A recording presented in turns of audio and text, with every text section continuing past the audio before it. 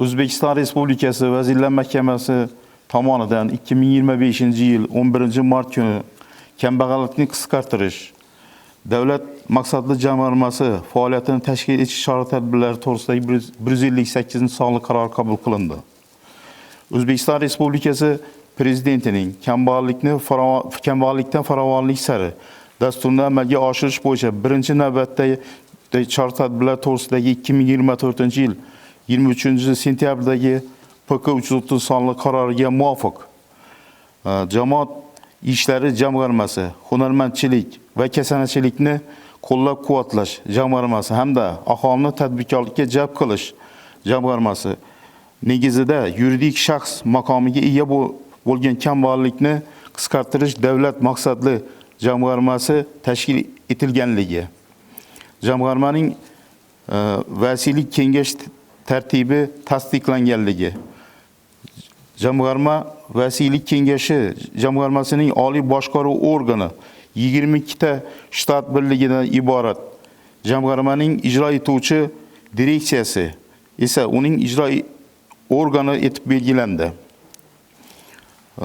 Shunday tartib o'rnatildiki, unga muvofiq jamg'arma jamoat ishlari jamg'armasi, hunarmandchilik va kasanachilikni qo'llab-quvvatlash jamg'armasi hamda aholini tadbirkorlikka jalb qilish jamg'armasining huquqlari va majburiyatlari hamda shartnomalar, shu jumladan xalqaro shartnomalar bo'yicha huquqiy vorisi hisoblanadi.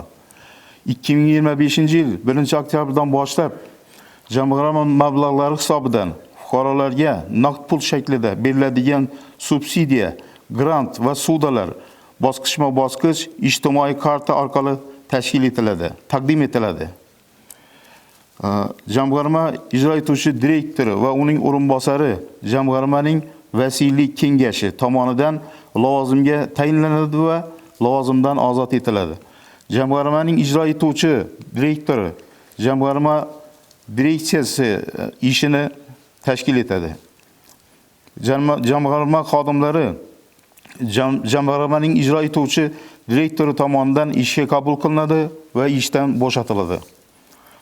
Jamg'armaning ijro etuvchi direktori maqomi tibbiy, transport va maishiy ta'minot sharoitlari, shuningdek, jamg'arma xodimlarining mehnatga haq to'lash razryatlari jamg'armasining vasiylik kengashi tomonidan belgilanadi.